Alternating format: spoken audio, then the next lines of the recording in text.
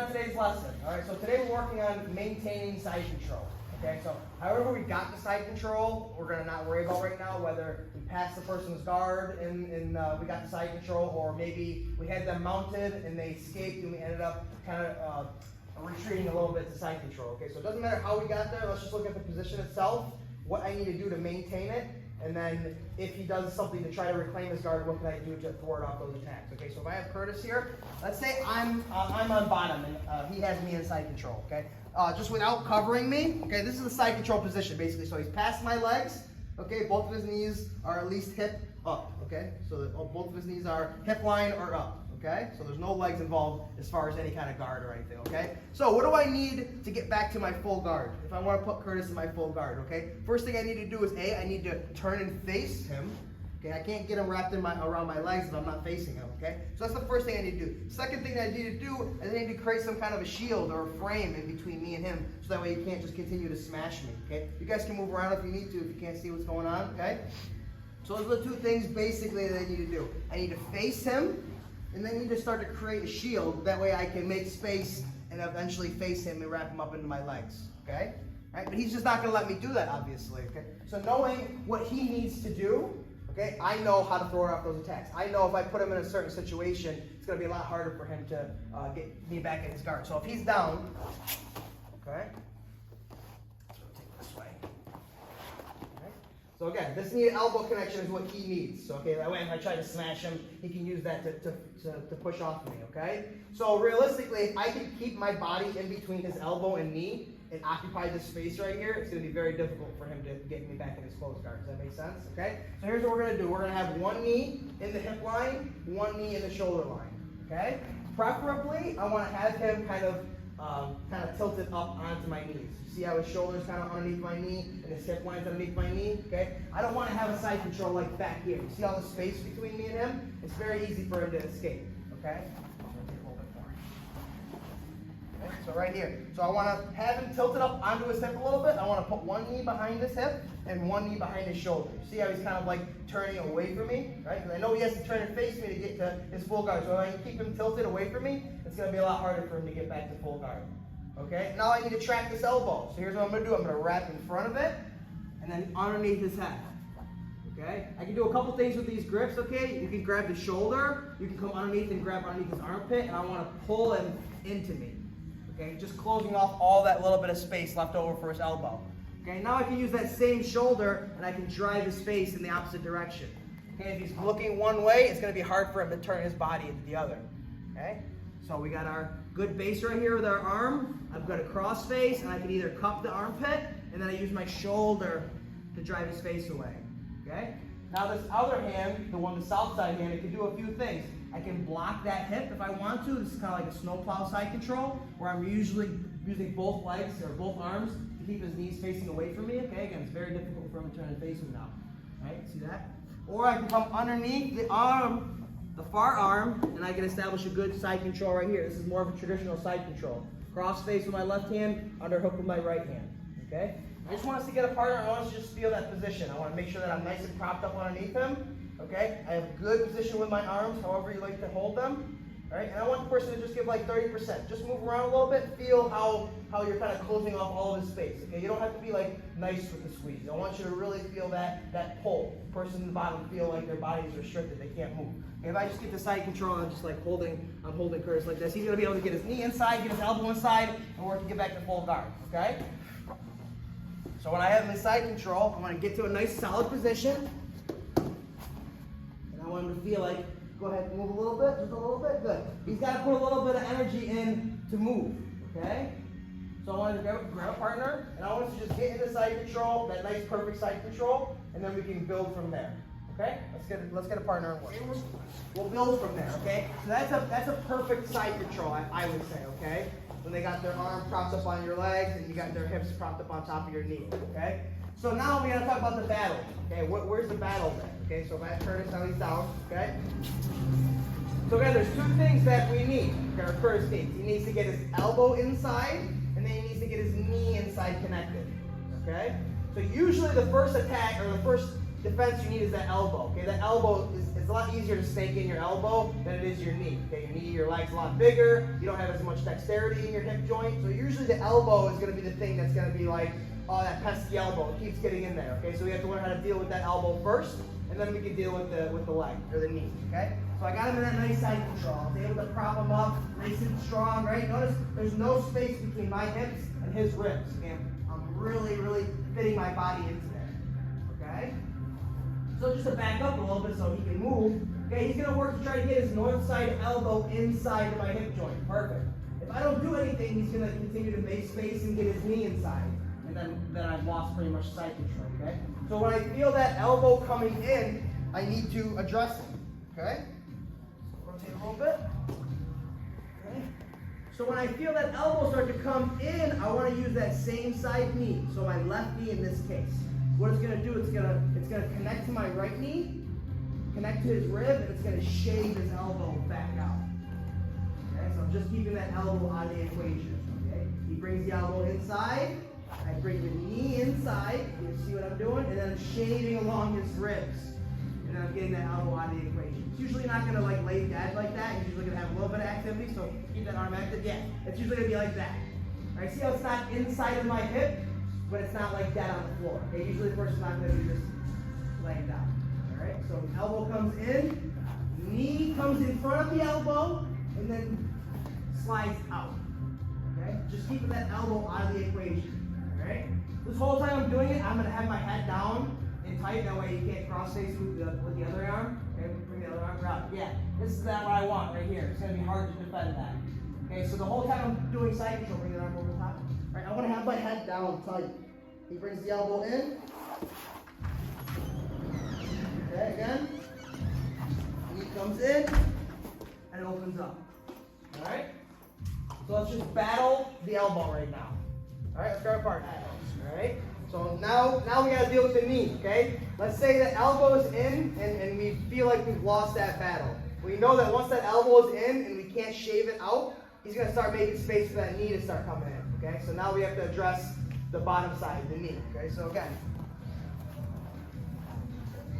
here I got him in a nice good side control. I got my knee propped up under his shoulders, and I got my knee up under his hip right here, okay? Perfect. Okay, so if he gets his elbow inside, all right, I use my knee, I come inside, and I shave it, and I get it open. Perfect. So if I can keep doing that the whole time and keep him in here, that's great. He's going to be burning energy, and I'm going to cook him. All right? So when I come to attack, it's going to be a lot easier because he's been burning all that energy trying to fight for that elbow, which he should do. Okay? But let's say he won that battle of the elbow, okay? Now if I hang out here too long, he's going to start to make space and get his knee inside. Boom. Perfect. So when I feel like I've lost that elbow battle, okay? Go ahead, get the elbow inside. Now I feel like I've lost that elbow battle. I can't win it.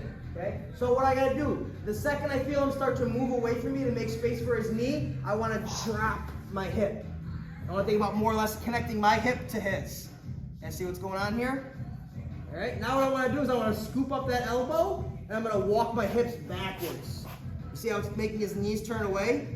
Right, just like that's what I wanted to do. I want to keep his knees turning away. Now I can lift up on that elbow and replace my knee, and now I'm right back in my good side control. So he goes again. He gets the elbow inside. He starts to turn and get the knee. I drop my hip to the floor. Okay, I'm still having my feet touching the ground. I'm not like this. Right? I need some kind of connection with the floor to move my body. Okay, now from here I've turned my hip, so I scoop up the elbow, like how I walk my hips back into his. You guys see what I'm doing here? Connecting my hip bone to his hip bone, and I'm using that to make him turn away. Lift the elbow, expose that back, put my knee inside, and now I'm right back in a nice good side control. Okay, notice when I'm grabbing his head, I'm always pulling him in and then using my shoulder to make him look away. And my head is tight right here. Okay? Again, I'm just talking, so my head's not going to be tight, but that's the idea right here. So he gets his elbow inside, I back up a little bit, gets his elbow inside, I feel the knee start to come in, so I turn my hip to the floor. So basically I just closed off all that space where my rib area was, okay? Once I close the door, I scoop up the elbow, I walk my hips into him, make him look away, replace my knee, and now I'm right back into a good side control. Okay, so I'm constantly trying to make his knees turn away from me, and I use my hip bone to facilitate that. Okay, so one more time. the center. Start in a nice, good side control. I want you to know what a good side control is, and then always work to get there. It's not going to be perfect, but if we can work towards perfection, we find ourselves somewhere in the middle, and that's a good spot too. Okay, if we're always drilling like half-ass, when it comes to live rolling, you're going to be like in the lower percentile. Understand? Okay, so we always drill as perfect as we can, and that way when it comes to like live rolling, it's going to obviously lower a little bit, but we know where we're trying to get to. Okay? So the elbow comes in, I've lost that battle, I feel like he's starting to get that knee in there, I drop my hip down. Scoop the elbow up, walk my hips back into him, turn back down. Sorry. You're good. Okay? Drop the knee on him while we're there. Okay? Any questions? Let's give it a shot. Okay? So now, again, that's a battle. The side control is a really good position to find a finish.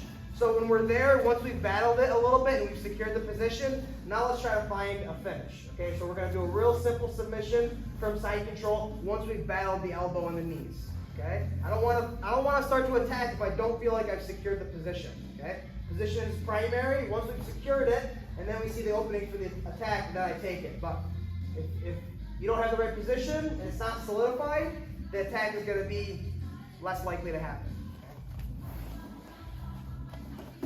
So I'm here, I got him in a good side control, right? I battled the elbow, elbow came in, I shaved it out, all right? Elbow came in, I lost that battle, he starts to bring his knee inside, I drop the hip. Scoop the elbow up, walk my hips back into him, turn and get back to side control, okay? So once we do that, each one time, we get back to the side control position. Now everybody watch what I'm gonna do, okay? The cross face hand, my left hand, is now gonna come over the top, and it's gonna pin his face into my knee.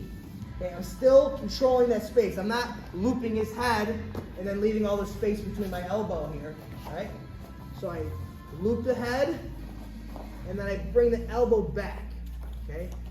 Think about the space between my knee and elbows, all right? If I can crowd him into that space, I'm gonna secure that position, all right? So my knee and elbows are here, all right? If I can bring my elbows to my knees, theoretically, he's going to be smushed in that position, okay? So that's what I want. So everybody's doing the drill the same. He's going to have his arm on the outside of my face, okay? He can have his hand in front here. That's another scenario that we got to deal with, but it's a little different. So let's just have everybody's hand the same, okay? Once I'm here, that hand that was coming on the top, I just want to kind of like put it on the back of my head, okay? Just kind of like, this is like a baby. This is the cheese right here, okay? When I feel that, he feels like he can't use his right arm. It's stuck in there, okay? So he has no option. He has to try to start using his left hand to start creating frame. Yeah, that's the reaction that I want. Okay, when I feel that reaction, this hand's right here, ready to grab it. So I'm here tight, holding the position. I feel that arm come around. As soon as it passes by, I go palm out. There it is. Pin it to the floor. Other hand rotates palm down. I grab my own wrist, and I'm right here, a nice Americana lock. I want to pack that in. I want to turn it. As they see, his hand is an L shape more or less. Okay, I want to turn it into a V, so I want to pack the elbow down, and I want to pack it in as much as I can. Okay, see the difference in the position? Here, as opposed to here. Everything's nice and tight. Okay, now I want to lift his elbow and paint the mat with the back of his hand. Head down the whole time. Okay, anytime we're doing submissions or control, you usually want to have your head down. Generally a better position for you. So we're here, I paint the mat with the back of his hand, and I lift up on the elbow. Okay, it should be a very small movement. The more packing you do, the smaller the actual movement of the submission is. If I try to do it from here, it's gonna be very easy for him to start to turn inside. He's got a lot more range of motion. Even if he just stays flat on his back, okay, he's got a lot more range of motion here in his elbow. See? Versus this. That's it. Okay? So again, we're in here, we're in a good side control. We battled the knee, we battled the elbow already. Okay, I'm here tight. I pass the arm over, and I lock it in. I keep my hand right here, waiting for it.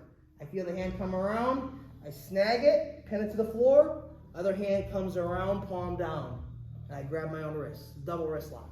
So I got a wrist, I got his wrist. Pack it down, pack it in, paint the mat, and lift the elbow.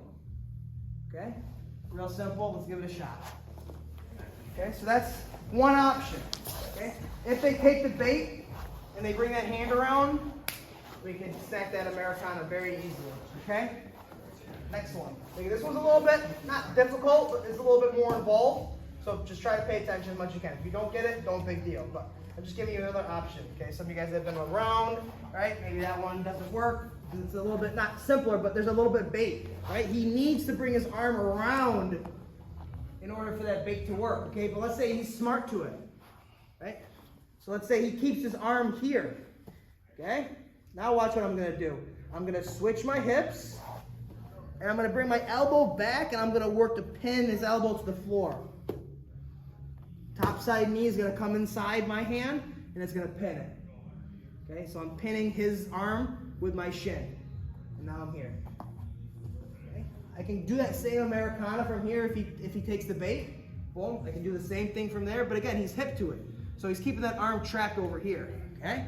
So now watch what I do. I'm gonna switch the staple. So I got my left leg staple. Now watch what I do. I'm gonna windshield wiper my feet, and I'm gonna switch the staple to the other knee. Okay, now I'm working my way closer to this arm. As you see, I'm kind of slowly but surely working my way closer to his arm, okay? That arm is still pinned, so it's out of the equation. Same idea. If I feel him start to bring that arm around, I'm gonna pin it, and I'm gonna attack that V-lock every time. But he's staying smart. He's keeping it back there. So what I do, I use my hand, my free hand, not the underhook. I use my free hand and my kickstand to lift him up off the ground, just a little bit. Okay, see he's off the ground a little bit. I don't need to pull him completely perpendicular to the floor. I just need to pull him up a little bit, just like that. Now my kickstand, it steps past the shoulder line right here. It needs to be past the shoulder line. Okay, if I don't go past the shoulder line, it's gonna get caught up in the rotation. So I'm here, it's like past the shoulder line. Everything's nice and tight right here. Now here's the rotation. On my toes, I'm gonna rotate and face the opposite direction. Right here. Pinch my knees together, and I can grab a Kimura grip. I can go right for the wrist. I can try to scoop the leg if I want to control him from being able to hitchhiker away. But we're in the basic arm bar right here, Japanese style arm bar. All right, from here, rotate to the wrist, pinch the knees together, and then I add my hip flexion, and I get the finish. So it's just another option from side control when they're being really stubborn with that far arm. They're just keeping it there. They know it's in danger, so they want to keep it there. But it's in danger no matter what. I just have to make the movements around it. So we're here, right? We've already done the battle, back and forth, back and forth. Okay? Maybe I feel him bring that elbow inside, and that's what initiates that. Pin the arm down, elbow comes in, and now I'm here. Don't beat that on me, Curtis. Don't beat that on me. There you go. Yeah. The person's gonna be alive, moving. Yeah. So I gotta learn how to be solid in these positions. When to find the right timing, I'm gonna windshield away from my feet. So as this one leaves, this one comes over the top. Okay, so it's a very minute movement, but it's very important that you time it correctly. Okay? Here, I'm gonna lift him up onto his side. Watch my right elbow. It comes in front of his rib. Okay, now I'm thinking about stapling all my weight down to that elbow. It's a nail going right down to the floor. If I keep this elbow out, it's going to be hard to keep him in that position. As I said, see how he moves around a lot? But with the elbow in, he's stuck there. Step over the head, rotate around. I like to grab the wrist right away, and then once I'm here, I double up on the wrist, and then I make his thumb point to the floor. And I get that finish right there. If his thumb points upward, like he's trying to hitchhiker, okay, that's how he can start to spin out and escape the move. Okay? So I always want to make the person's thumb point down, not up. Does that make sense? It's just a natural ability for the shoulder to rotate out of that position. So one more time. We're here. Okay, maybe I initiate it. I turn my hips to the floor. I pin his elbow down. Staple it. I cook him. He's moving around. He's moving around. He's going crazy. I need to solidify the position. I'm just holding him. I'm waiting for my time. All right, feel the time is right. So I'm going to switch staple. Right here. Pick him up onto his side. Elbow comes in front of the ribs. Everybody see the position right here. Okay. Step over. Rotate to the wrist. Double up. Turn the thumb down. And then all I'm doing is pulling down on this wrist and lifting my hips up off the ground, and that's causing the elbow to break. Okay, let's give it a shot. Let's play around with it.